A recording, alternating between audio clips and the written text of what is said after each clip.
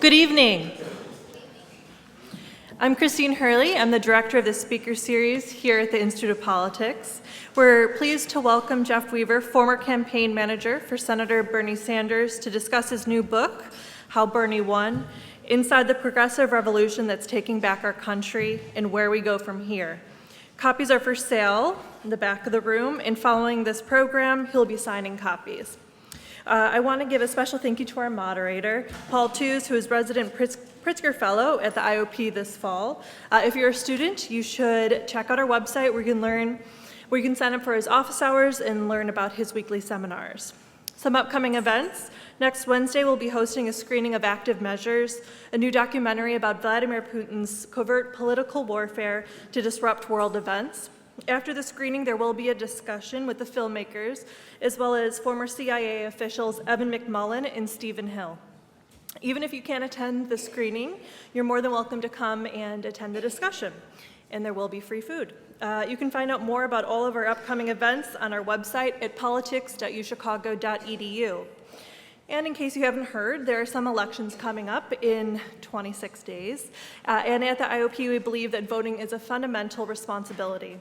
This fall, a group of students have launched a nonpartisan push called UCHI Votes to boost registration and turnout on campus.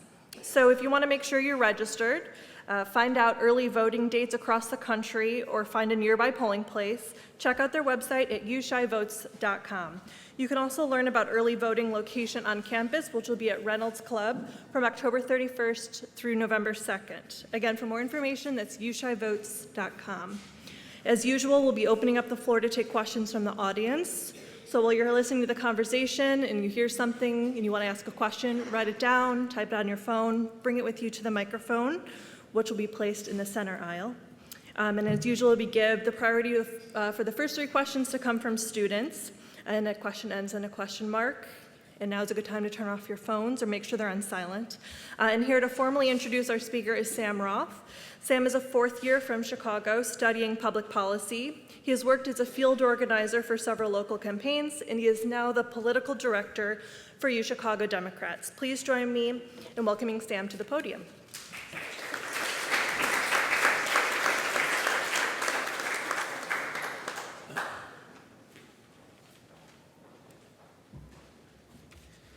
Good evening. Welcome to tonight's event. I'm here to introduce our speaker and our moderator. Jeff Weaver is a longtime political advisor to Senator Bernie Sanders. He began his career as a campaign staffer for Sanders' independent run for governor of Vermont back in 1986, before running for local office himself in his hometown. He returned to the Sanders operation for his successful 1990 run for the U.S. House of Representatives, where he worked his way up from legislative aide to chief of staff, a position that he also held after Sanders was elected to the Senate in 2006. After a break from politics, Mr. Weaver returned to manage Sanders' 2016 Democratic presidential campaign, which received more than 13 million votes in the process of winning primaries in 22 states. After the election, Mr. Weaver was the president of the political organization Our Revolution until June 2017. His book, How Bernie Won, Inside the Revolution That's Taking Back Our Country and Where We Go From Here, was released earlier this year. Moderating the discussion will be Paul Tews, one of the excellent Pritzker Fellows at the IOP this quarter. Mr. Tews is a political strategist who, as part of the 2008 Obama campaign, served as state director in Iowa and then organized national field efforts in the general election. He is a veteran of successful campaigns across the country and is known for his ability to build impressive political organizations. Please join me in extending a warm welcome to Mr. Jeff Weaver and Mr. Paul Tews. Thank you. Can everybody hear me okay?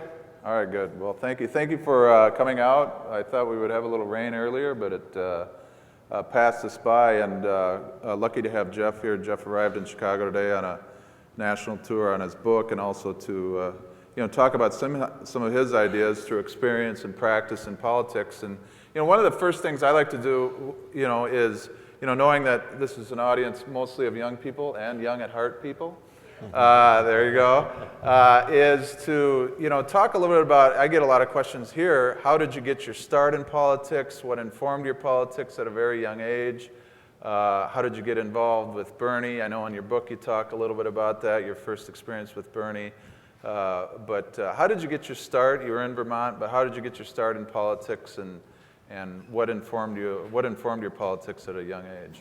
Yeah, so I was a student at Boston University, which at that time was being run by a guy named John Silber, who was president of Boston University. I don't know if people know who he is, but extremely right-wing character who ultimately became the Democratic nominee for governor against Bill Weld, who's personally responsible for having the Republicans take control of Massachusetts government. But anyway, I became involved in the anti-apartheid movement in the 1980s at BU. I was ultimately thrown out after being arrested as we tried to build a shanty town in front of the student union building. I went back to Vermont. I grew up in a very small rural place with more cows than people, and I saw this guy Bernie Sanders was running for governor. I called his campaign, and they sent a guy named Phil Fermonti, who's now been a friend of mine for decades, to meet me. And it should have been a warning sign then, it certainly would be today, that I was suddenly the county coordinator in a gubernatorial campaign after 5 minutes of conversation with no political experience. Anyway, that's how I got involved in politics. I was suddenly a county coordinator. I met Bernie. He came up to a dairy festival in my county, and I held his bag of buttons and gave him buttons as he talked to people and shook hands at parades. Anyway, so he and I obviously clicked, and he asked me to come down and work in the central office a couple days a week, and then that was 30 years ago. So here I am.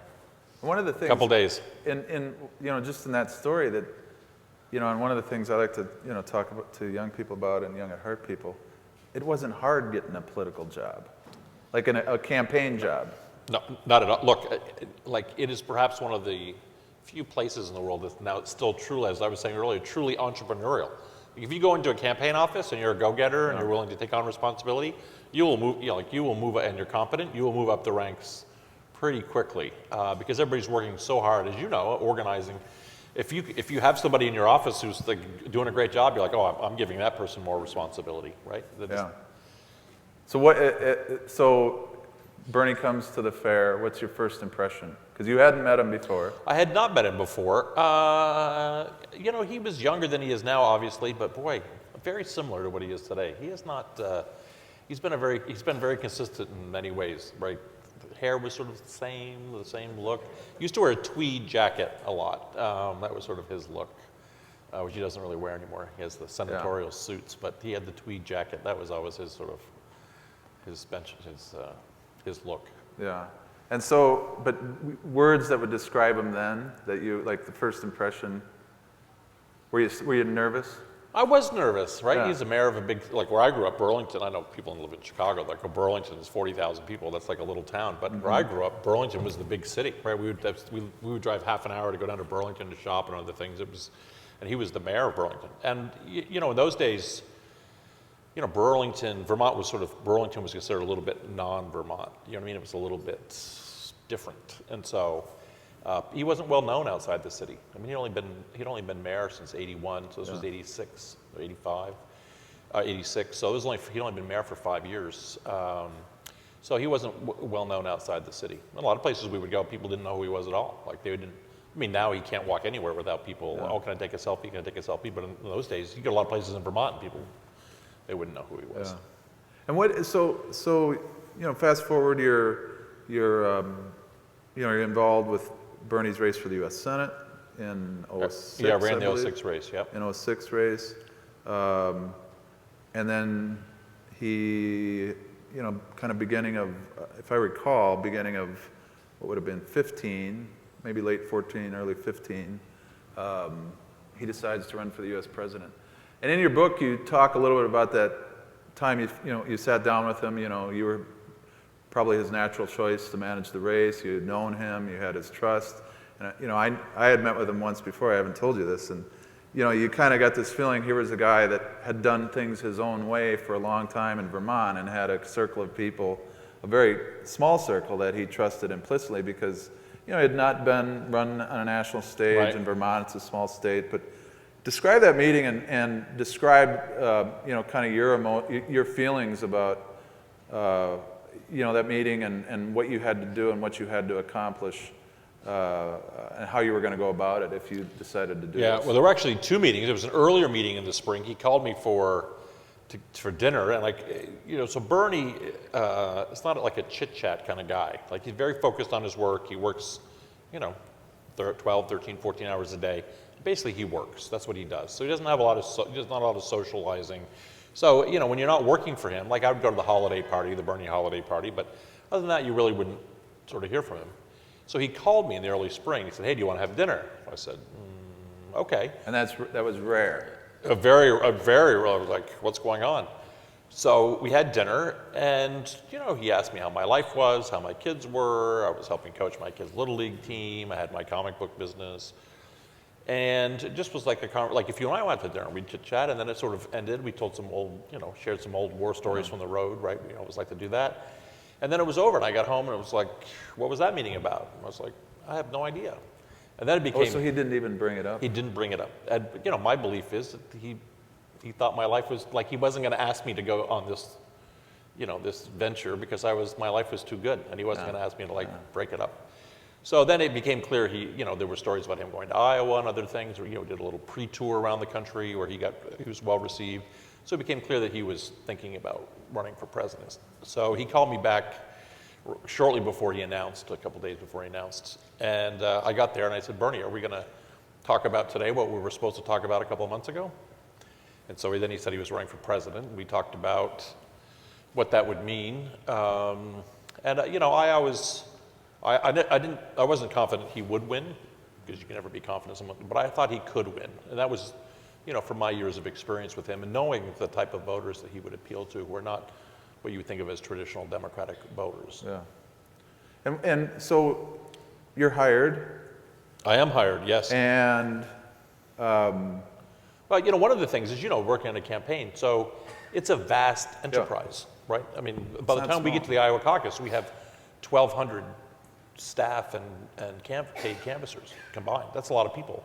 And we hired 1,000 of them over 90 days in the fall of 2016 I read that. Because we didn't, we had no idea how much money we would be able to raise. And we thought maybe we could raise $30 million, which is nothing, right? I mean, in a presidential. That'll cover 8 counties in Iowa. It's nothing. So I was very frugal with the money, and Bernie was very frugal with the money.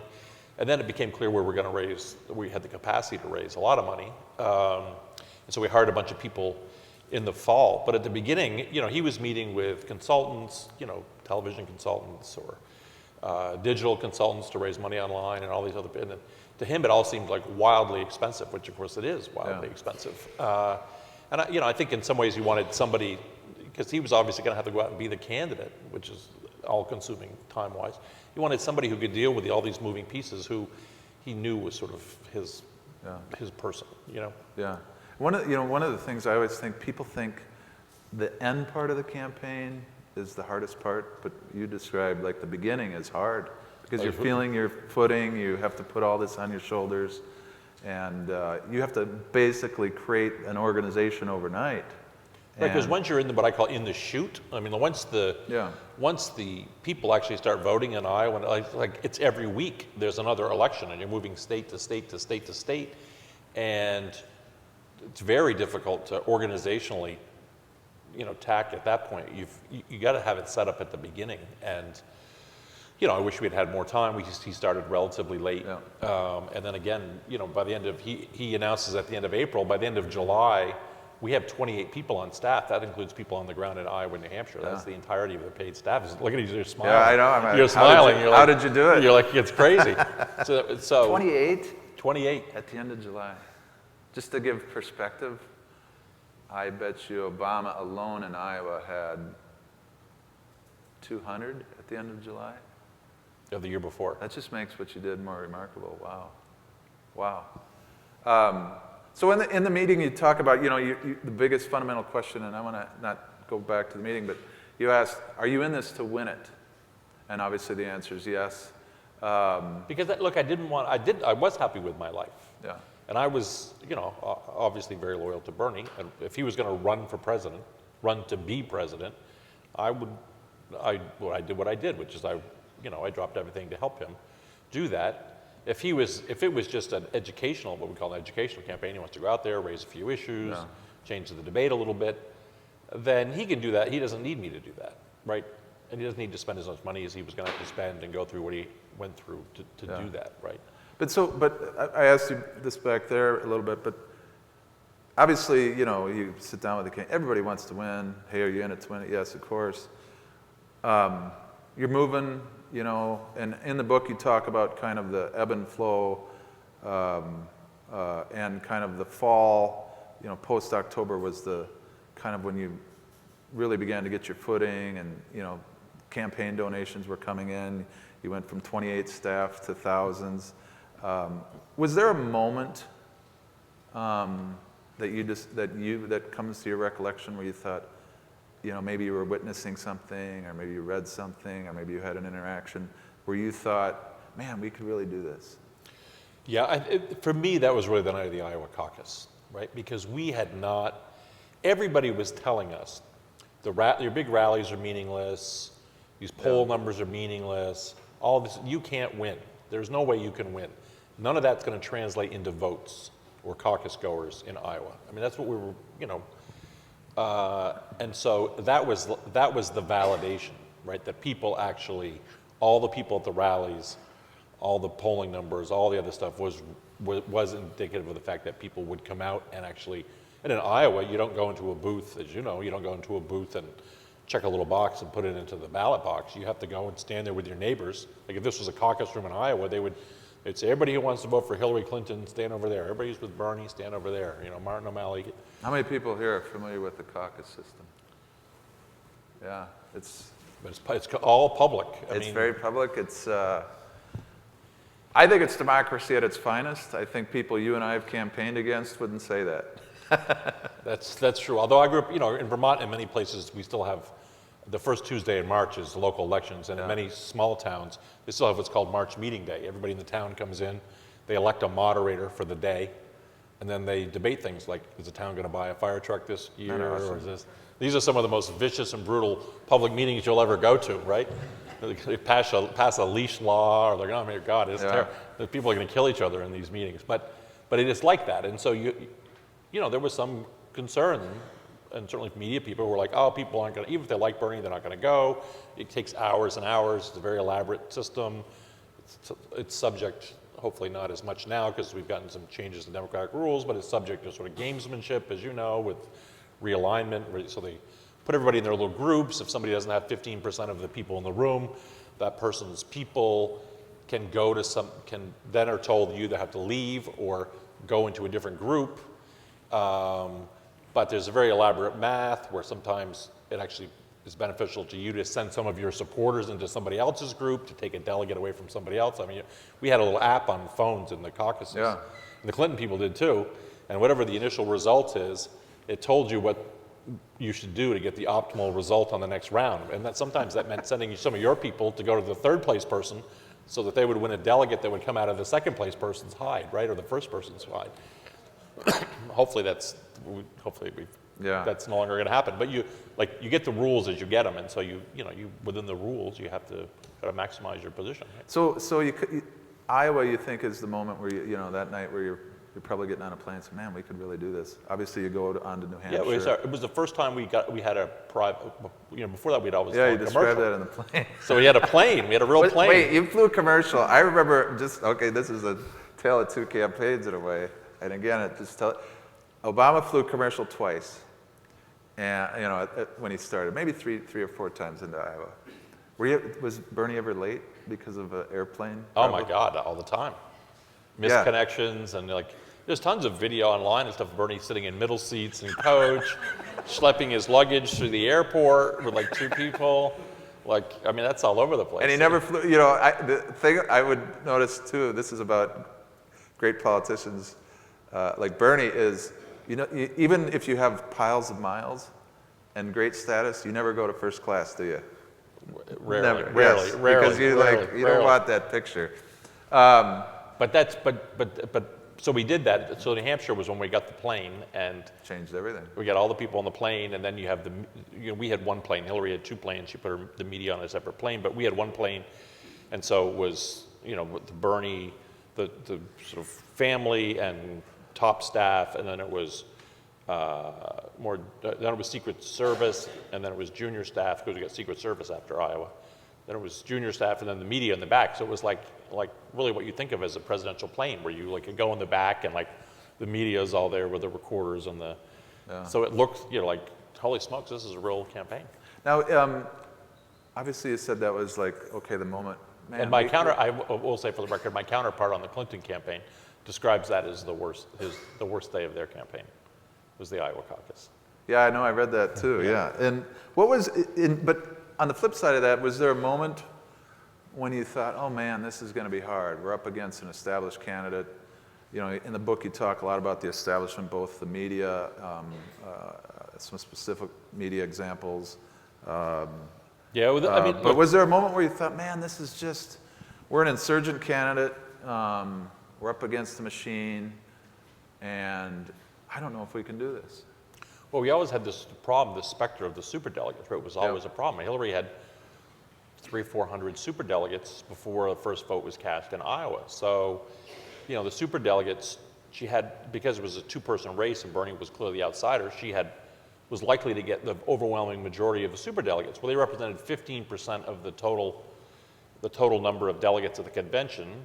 So you only need 50% plus one. So you could get 30% of your vote just from if you aggregated all the superdelegates on your side. That means, like, if they all sided with her, we would have to beat her by over 30% in every single state.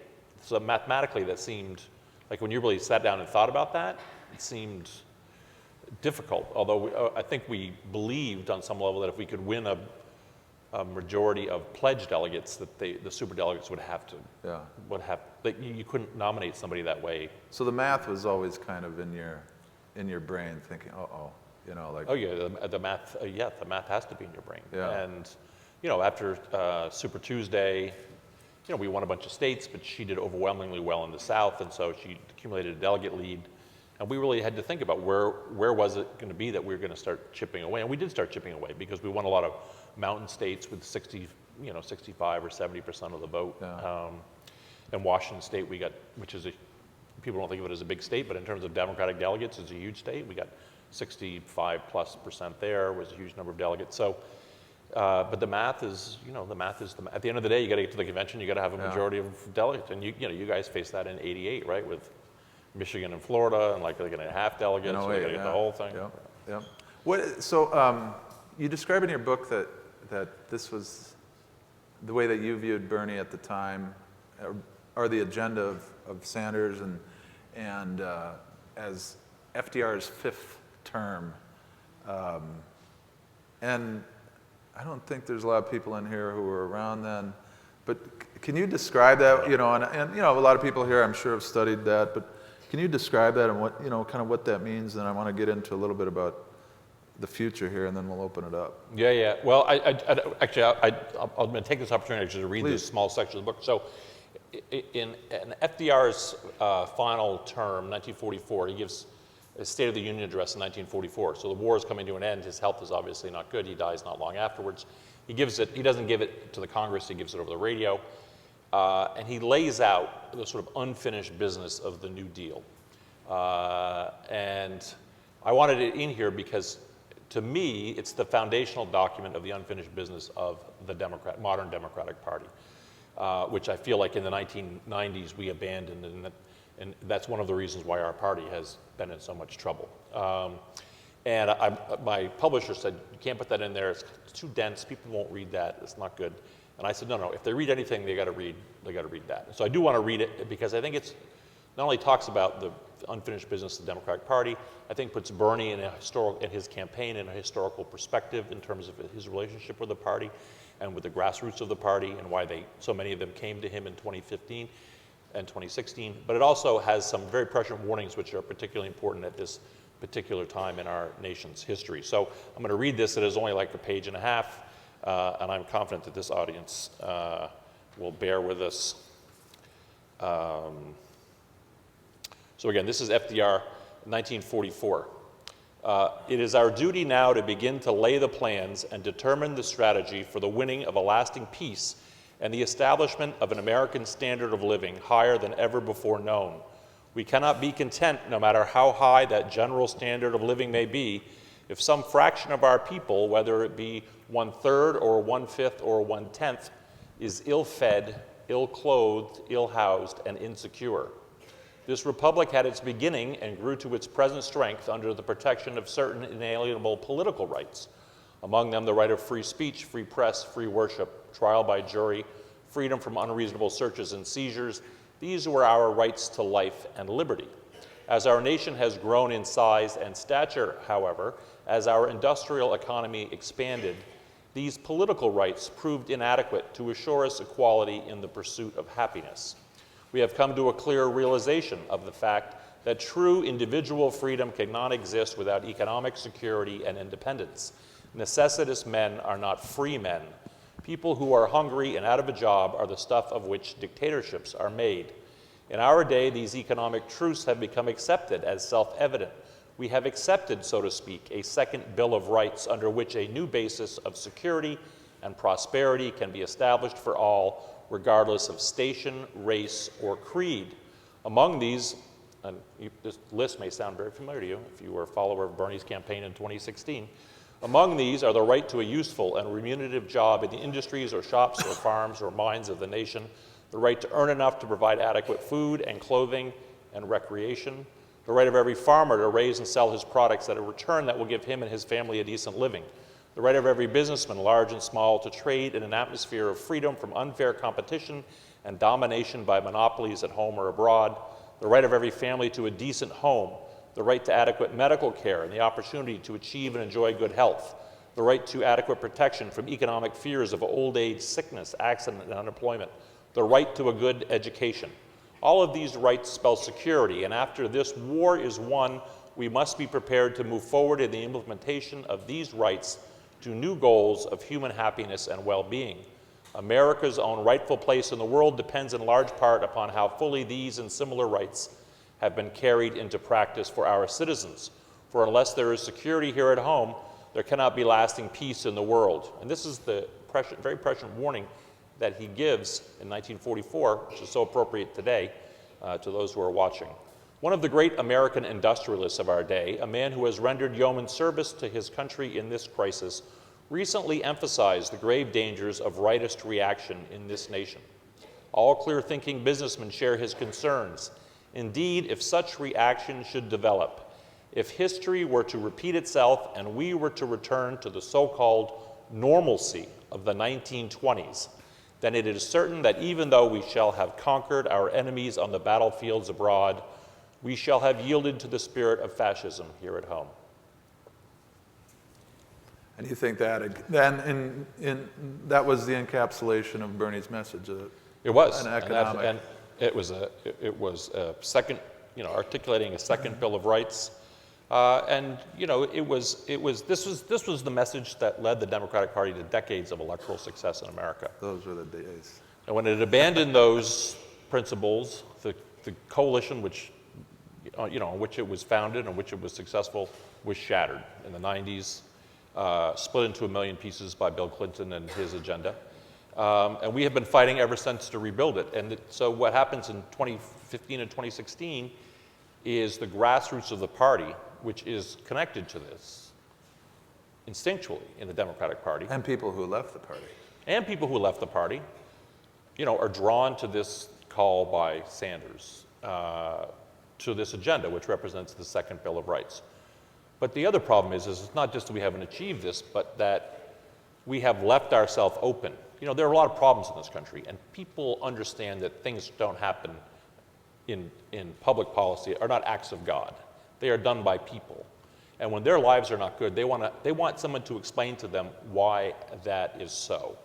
And if the Democratic Party is not prepared to offer that explanation, people like Trump and those people will offer their sort of sick version of why the country is the way it is. And so we leave millions of people to them and their entreaties. And that is, that's been the failure of the modern Democratic Party.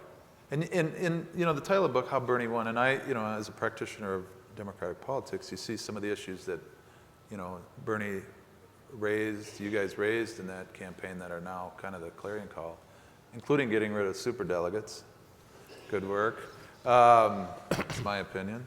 It's His two-year opinion. effort, two-year effort, but Yeah, and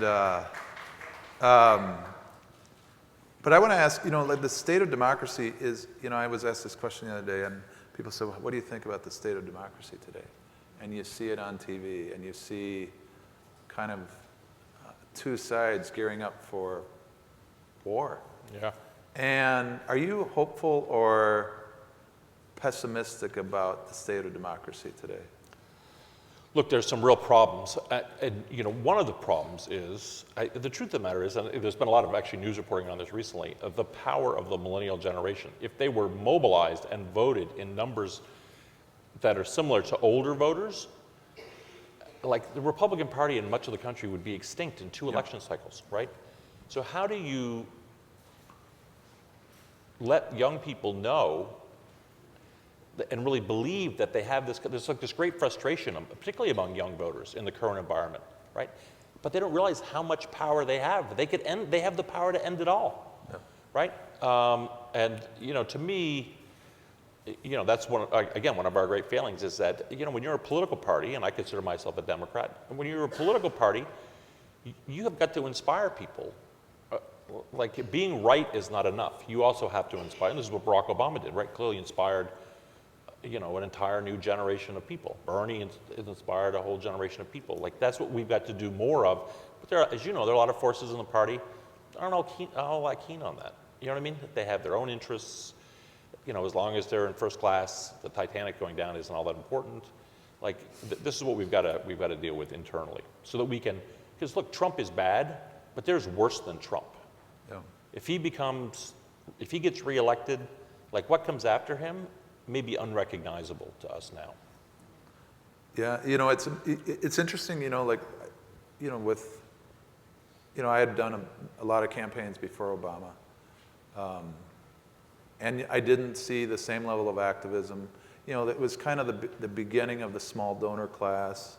You guys took it to a new level, and when I answer the question, what's your hope for democracy? Is, you see more and more people than ever before being involved. And that's a good thing. And, kind of you guys channeled that, in a way that hadn't been done in the past. You didn't take Wall Street money. You relied. Did Bernie even do a fundraiser? So maybe one or two. We did 2 small fundraisers relatively early in California. There were 250 was the. Yeah. That was the. Unheard of. That was it. Like the amount of money that was raised. It was like. Yeah, just to put it in context, I think the biggest day Obama had in 2008 was not after he won Iowa, but after he lost New Hampshire. I think they raised about $1 million in a 24, 48-hour period, and you guys were just blowing that away. And yeah, so after the New Hampshire primary, Bernie went out and said, I'm going to hold a fundraiser right here, like, during his acceptance speech. I want you to go to berniesanders.com and donate. And I think it was over $6 million in a short period of time. So, that really has, and you guys started it. The technology wasn't quite there yet, so you couldn't fully do it, but, Obama started it, and, the technology has just evolved, and even in 8 years is tremendously different. I'm going to ask you one more question about kind of the Bernie and connecting it to the future, then we're going to open it up here, and we'll get questions from students first, and then anybody else after that, is one of the things that that has bothered me lately, and I wonder from you, looking back on Bernie, I think there was this myth that, there was this kind of angry Democratic thing going on with Bernie, which, if you really look at his agenda and the way he sold it, was, kind of a hopeful, it was an aspirational agenda. And looking forward to 2020, there's Michelle Obama's speech from the convention was, when they go low, we go high. There was recently kind of a little dust-up about that in Iowa, of all places, when Michael Avenatti went there and said, when they go low, we kick them in the goodies, or something to that effect. And, to me, that's a scary proposition, that, you're running for president of the United States, you're not running for leader of the Democratic Party. And can you articulate kind of, apart from the agenda, the style and the tone that Democrats should take moving forward into 2020? Yeah, and this, and I think this was part of Bernie's appeal. I can't tell you the number of people I get who come up to me and are like, I don't agree with half of what he has to say. But I got to tell you, the guy is real, right? Mm-hmm. I appreciate that he tells it like it is. He doesn't suck up to people. He's not kowtowing to donors. Like these are, some of them are Democrats, some of them are independents, and some of them, frankly, I get stopped by Republicans. Sort of not business Republicans, but like working class Republicans, who in another era would have been working class Democrats, right? Who we have to sort of win back. Look, Bernie, he's very, it's a very strident presentation of his point of view, but it is an issue and policy-based presentation. I mean, I've sat through the famous stump speech he gives. It started at like an hour 20, and by the end of the campaign was an hour 45. But it is like one policy prescription after another. He hates personal politics. He hates, there are a lot of issues, like, you remember his famous, I'm sick and tired of your damn emails line in the first debate. Like the foundation was off the table. Like he didn't want to win in that way. He wanted to win because he believes that he represents a series of ideas. And if he were to win, he would want to win on the basis of people having looked at those ideas and accepted them so that then he could govern and try to implement and institutionalize these ideas. And that does not happen when you win by ripping your opponent to shreds and people are voting for you because they just think your opponent's despicable, right? He didn't want to win in that way. And we had a conversation last night. He's very concerned about like the tone of politics in terms of it getting away from talking about sort of issues that affect people's lives as opposed to, it's very personality driven now, as you well know. And that's aided and abetted by the 24-hour news cycle, frankly. Yeah. Let's go to questions. This has been great. Let's go to questions. Students, two students first. Anybody have questions? About anything, politics, Bernie Sanders. Jeff Weaver, by the way, is a comic book. If you have comic book questions about comic book questions. You have a collection you'd like to sell yes, after the collection? He owns a comic book store, and you still own the store? I do. Okay, I'm going to ask you a question about comics at the end of this, but go for it. Name and where you're from, and then the question. I'm Alex Weissman. I'm from Denver. You mentioned that Bernie Sanders lost in the South. That was primarily because of African American voters. Why do you think that was? Yeah, so in truth, it did take a lot longer for Bernie to connect with African American voters. That's just a reality. And the South is very early in the campaign, but that changed radically over the course of the campaign. So Super Tuesday, we did very poorly in the South, as you articulated. By the time we get to Michigan, which is a large, diverse northern industrial state, we're going toe-to-toe with Hillary Clinton with African American voters under 40. By the time we get to Pennsylvania, which is late in the process, when the campaign is, in hindsight, tanking, right? We'd lost in New York. We were tanking, and we were winning African American voters under 40 in Pennsylvania. We lost the African American vote by 10 points in Pennsylvania, which was less than the percentage by which we lost the state. So Bernie's support among African American voters grew, exponentially is not, that's an understatement about how his support did. There's a Harvard-Harris poll this past spring about favorabilities. Bernie's most popular with African American voters now. And it just took longer for Bernie to be introduced into the African American community. Once he was, he won African American millennials and millennials of all races throughout the whole primary process. One of the issues that this is a sort of subset of what I was talking about young people voting, is that, voter participation among African American millennials is disproportionately low. So the exit polls showed that 12% of the African American vote in the Democratic primaries, 12% was millennials. In non-African American segments of the Democratic voting pool, it was 18%. And so you ended up with a disproportionately older voting pool among African Americans. And Bernie did not do well with older voters in 2016, of any race, white, black, brown, didn't matter. We would go into a state and we would poll, and he'd be winning 18 to 30-year-olds, like overwhelmingly, right? And then as we campaigned in the state, you could do polling and tracking polls. You would watch, it was like a thermometer. His support would go ding, ding, ding, ding, ding, up the age track. And depending on how high we could get, was dependent on whether we won the state or not. So we had a problem with older voters. At the beginning, he did have, it took longer for him to be introduced to African American voters, but he was winning, his performance among African American voters at the end of the campaign was in some ways stronger than his support among white voters. Among Latino voters, he won the Latino vote in Nevada. This is something that the Hillary people were very insistent didn't happen. I actually put the polling in the book, but he lost white voters in Nevada and won Latino voters. So, every community's politics are done differently, and we could have a long discussion about how politics are organized in different parts of the country, different communities. As you know, it's very different. It just took longer to break through.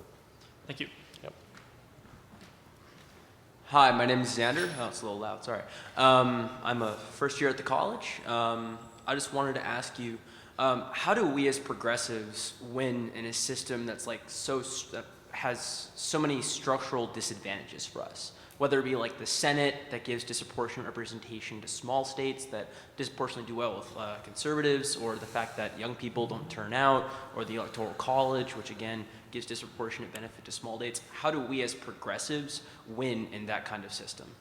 Yeah, well, I got to tell you that, and Paul, I'm sure knows this, and many of you who've have watched politics for American politics, the progressive movement in this country did not used to be an East and West Coast movement. It was in the plain states and other places, the mountain states in this country. And what you have to do is organize in those places.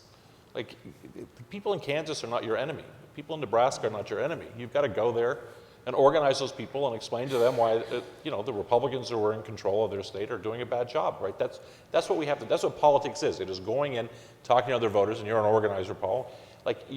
This is how politics works in a democracy. It's not about fidgeting with the rules all the time. It's about going in and talking to voters and convincing people that you're right and the other people are wrong. That's the ultimate goal of politics. It is not thinking about how you, the rightness is all the time. They think about how they're going to finagle the rules, in particular how you're going to get people ineligible to vote, right? They like to exclude people from voting. That's their favorite, rules trick, right? I'm not in favor of rules tricks. I'm in favor of progressives going into places that vote Republican, talking to them about why what the Republicans offering is bad and why what we're offering is better. That's how we win. It's not about jiggering the rules.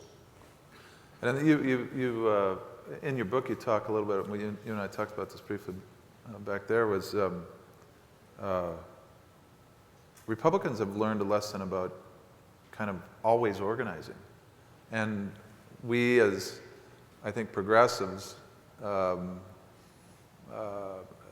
we don't have quite that same network. The Democratic Party maybe has failed. Other institutions have, the decimation of unions, as you kind of point out a little bit in the book. We don't kind of have that ongoing presence, and that you kind of outline in your book. The other side has kind of figured out that you got to be ubiquitous. You got to be year-round. Right, but we used to call this the Democratic machine. That's what this was called. But the Democratic machine, for all of its problems, did certain things. It liked to help people get jobs. It made sure that, certain services were provided. And the Koch brothers are doing this all across the country. Like the Koch brothers, if you're a recent immigrant to this country and you want help navigating how to get a driver's license or how to sign up for government benefits, you know who's going to help you? The Koch brothers are going to help you because they have organizers on the ground in your community to help you access these services. And then, when election time comes around, they're going to bring around their candidate and introduce you to like Jim or Jane or whoever it is, and about how great they're going to be for you, and you're going to vote for them. And this is what, again, they're beating us at the game we were the best at. This is why the Republicans tried to dismantle democratic machines, because they had connections with people. So organizing is all the time. It's organizing, and it's organizing in places that where progressives used to do well, Democrats used to do well, they're not doing well anymore. You know how you do that? You go back and organize in those communities. I talked to this young woman who's running a program in Central Valley in California. It's in a few counties. In the last 4 years, they've doubled the number of registered Democrats. They go door to door every weekend, their group. It's amazing. Whether there's an election or not an election. When it's not an election, they talk about issues. They talk about Medicare for all, they might talk about it. They go every weekend, knock on doors, talk to their neighbors. That's the hard work of politics. The politics is not a single election and then changing a bunch of rules. Politics is like a grind. Pressure over time. Exactly. My name is Adam. I'm a second year from Iowa City, Iowa. So I'm familiar with the caucuses and moving across the room. But I was at a Bernie rally the summer before the caucus, and I'm the son of 2 Latino immigrants. And I remember you all were screening questions, and my question was about immigration, and it got screened out. And so I was sort of wondering, do you feel I that, don't remember getting screened. But go ahead. Given that traditionally unions and other people that support the progressive movement tend to be a little more conservative on immigration, do you think that immigration is a liability for the progressive movement? No, I don't think it is. And Bernie Sanders was praised by the New York Times, of all places, for having the most thoughtful and far-reaching immigration proposal in the 2015-2016 program. So we never shied away from the issue of immigration. We never shied away from the issue of criminal justice reform. And Bernie did not modulate his message based on where he was. I remember, one of the most memorable events from Iowa. It was Bernie and Senator Nina Turner, African-American woman from Ohio, and two gentlemen who had served time, who were African-American, from an all-white audience in Iowa. And Bernie thought it was important to have that meeting in Iowa because white people needed to see this reality, and it wasn't being presented to them in their own communities, and so he held this event in Iowa. I thought it was very moving, and it's part of the dialogue we need to have between communities so that people understand the realities that exist in communities outside their own. But one thing you raised about that is, great progressives don't back away from what's right. Absolutely. And it takes time. Some of these debates take time. And I don't think at the end of the day, if approached and there was organizing around it in working class communities in this country, that immigration, the Republicans use it to great effect, but it's primarily a racial straw man, right? That's really what it is. It's not about new people, it's about brown people or black people. You know what I mean? It's a racial straw man, really. They're not concerned about, Trump actually said he'd like to have some more Norwegians come in here. They're obviously all knocking on the door to get in, right? But it's really about, you really don't want more brown. So it's really a racial play as opposed to an immigration play. And I think that's just about organizing. Yeah. Talking to people. Thank you. I'm Luis. I'm studying at the Harris School of Public Policy. My question is basically in connection with some criticism that Bernie has received sometimes for having more extreme ideas, extreme, and those ideas don't resonate so well with older people. And how do you think about that message, about either making that message softer and more palatable, or maybe, I don't know, explaining those ideas in a better way? How should we go about that? Yeah. So the idea, what's interesting about the idea is, my book is called "How Bernie Won," right? So the pushback I always get is, "Oh, he didn't win," which technically is true. But what you just raised, these sort of extreme ideas that Bernie ran on, right? When he started running, Medicare for all was a fringe idea, right? Now almost anybody who's going to seriously be considered a presidential candidate on the Democratic side all supports Medicare for all. 80% of Democrats support it. In a recent poll, 52% of Republicans support it. $15 minimum wage is passing all over the country. People are starting to talk about free tuition at public colleges and universities, something we used to actually, that's kind of a throwback idea. We used to have that in this country. We don't have it anymore, but we used to have it. So, these ideas are gaining currency, and, Bernie is not alone in doing it, but he deserves much of the credit for legitimizing these ideas in the political debate. It just takes longer with it. Apropos, we spoke about the African-American community, and he had to introduce himself in a different way, I think, than we did initially. And I think that older voters, I'm getting older, sadly, and you get more set, and I think it just takes longer. That's all. But I think you don't back away from what is right, and even among older voters, you're starting to see movement on these things, which is why the Republicans now are saying, "Oh, if you give Medicare for all, it means we're going to destroy regular Medicare." Like they get that. These ideas are starting to gain currency even among voters who were not previously into them. So you just keep banging the drum. Thank you so much. Yeah. Hi, my name's Angela. I'm a third year in the college, and Where my are you question. from? I'm from Georgia. All right. Yes. My question is: it seems like democratic socialists are starting to distance themselves a little bit from the democratic establishment, and they're starting to win races. Do you see them eventually forming their own party separate from the Democrats, or do you think that the Democrats will eventually reach out to them? So, there's been much has been made about this schism in the Democratic Party. And there is, we have a system by its structure lends itself to two parties, in my view.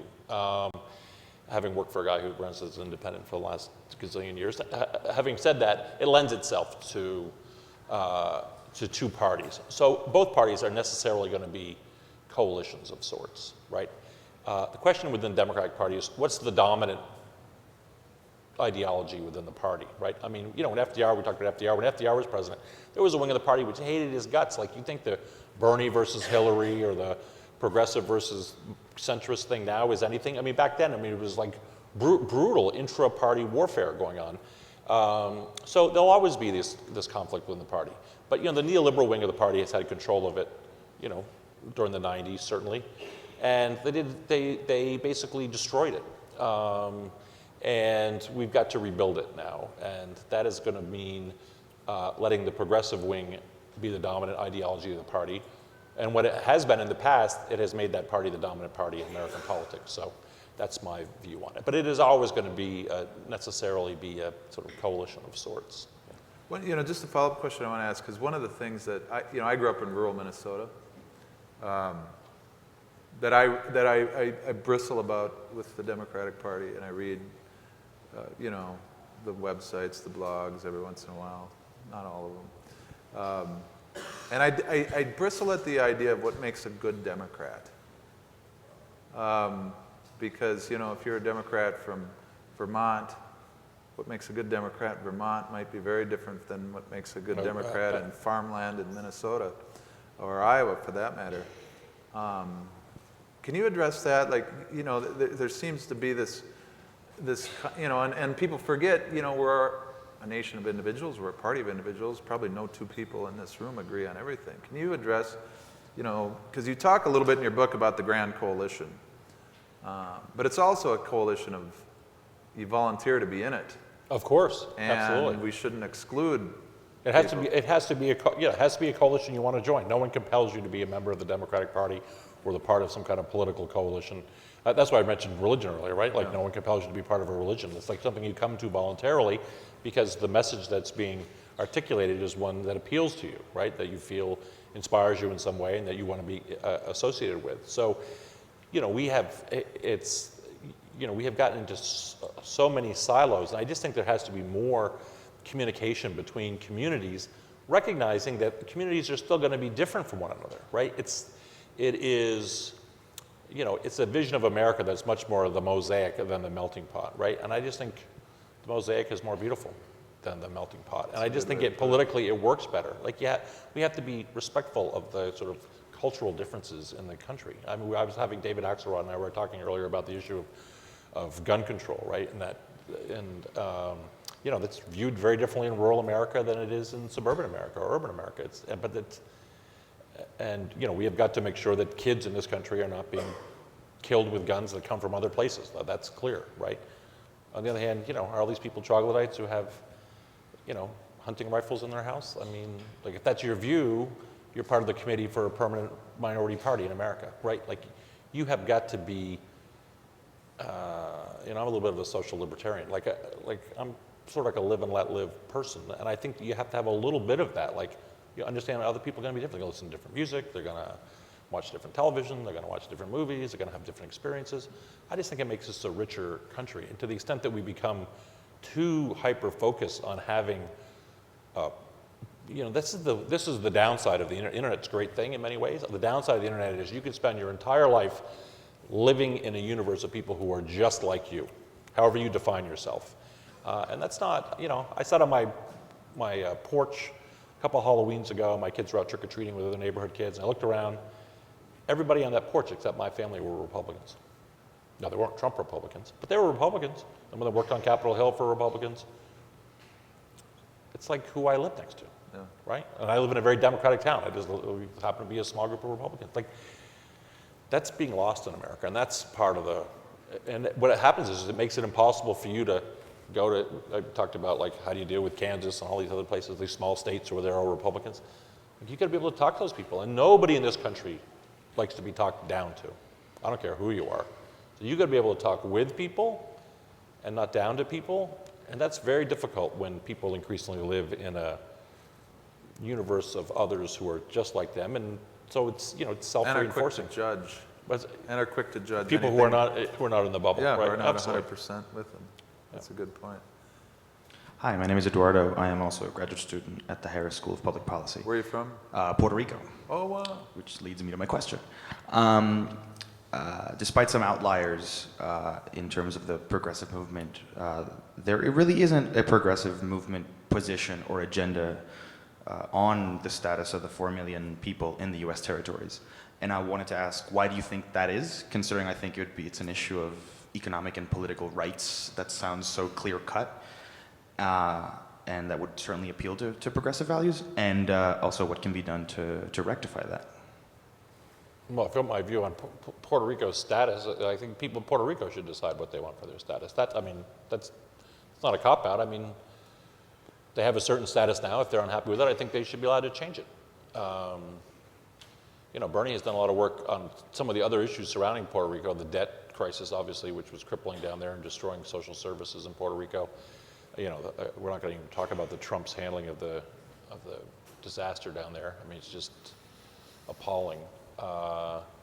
But in terms of, was that your question about the status of Puerto Rico as a Or Commonwealth? about all the territories, why isn't there more wasn't there sort of a progressive position on what should be done? Because again, a lot of people say, well, they should decide on their own, but multiple times Congress has proposed a referendum but never actually followed through on committing to a referendum. So I've heard a lot of like, well, you should decide on your own, but often Puerto Ricans have, or if people from other territories have decided and have voted or have elected leaders who go to Washington to campaign for X change or Y change, and they often get ignored. Right. Well, given Puerto Rico's size relative to other states, it's probably the only of the, I'm trying to think of the other territories, it's probably the only one of the territories which has enough population that it could be considered for statehood, I think probably is right. I'm trying to think of the other. I used to know all the population of all the other territories because they do have votes in the Democratic primary process. But it really is a question for people. I mean, I really do think it's a question for people in the territories to decide whether they want to. You know, I get Puerto Rico is probably the only territory that's large enough to be considered for statehood. But if people in Puerto Rico want to be a state, I think we should. Then it's the Congress has to vote, right? But I don't know why not. I think most, it's interesting that I'm not as familiar with, the U.S. territory fights, but if you look at the District of Columbia, right, I think most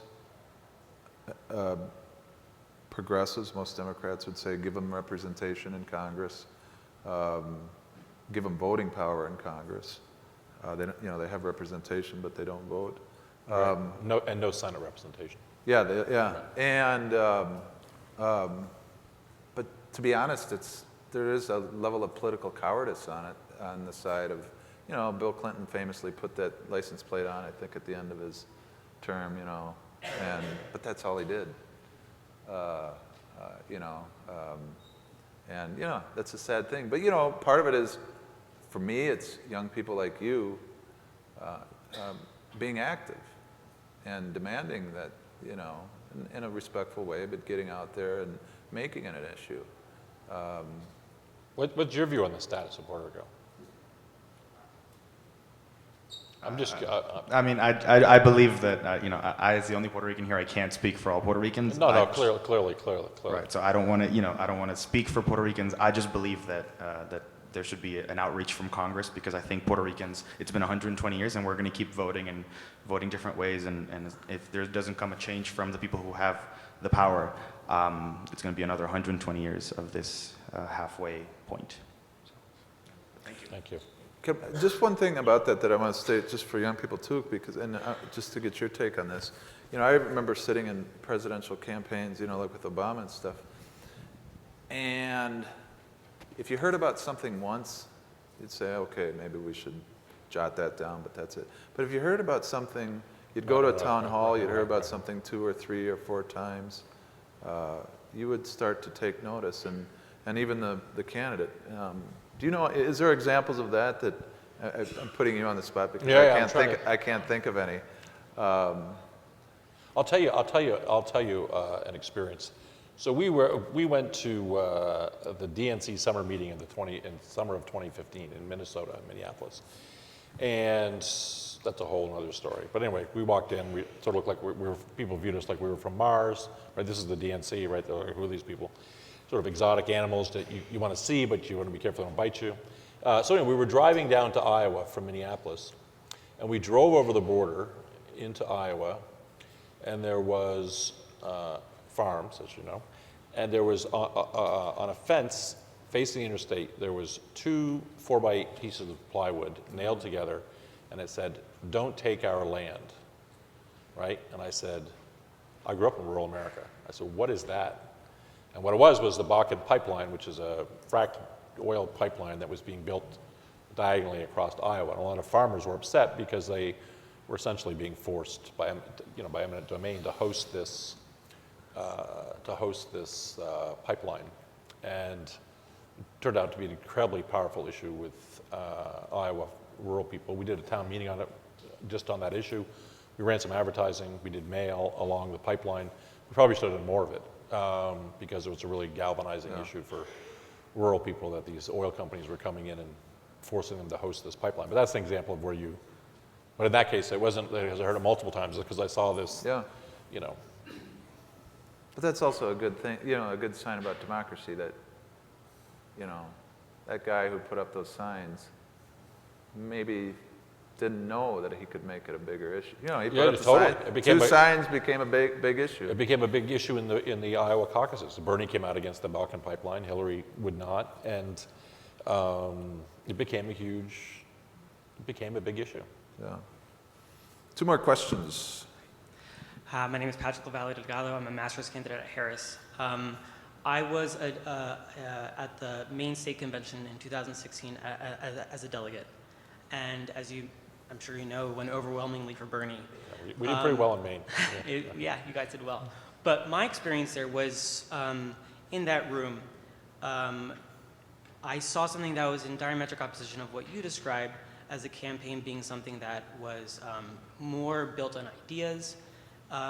Really what was in the room, at least from what I saw, was a cult built on personality and also a very negative characterization of the other, which at its by core our is campaign or the other campaign? By the Bernie Sanders campaign. Okay. And which was, at its core, not very different from the Trump tactics. So, and I was interested to see that be very successful with the Republican Party, not so much in the Democratic Party in the end. So I'd just like your response to that, because I'm pushing back on what you claim. And yeah, I'd like to hear your thoughts. Yeah, Bernie was very clear throughout the campaign, and I think was in his rhetoric certainly consistent about this not being about me, it's about us. He was very leery of the quote-unquote cult of personality and personality-driven politics. Not really where he wanted to go. Did he have a lot of enthusiastic support among many people at the grassroots? He absolutely did. There was a lot of discussion about what was going on in social media, some of which was artificial, some of which was real.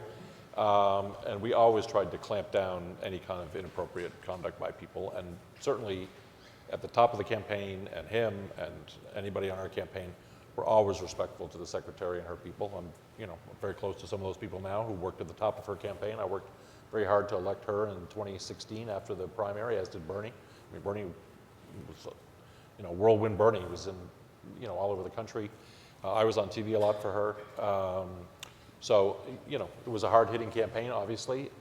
There were a lot of our people who felt very burned by what were clearly improprieties. The Clinton campaign, as Donna Brazil revealed, had control over the DNC starting in the summer of 2015.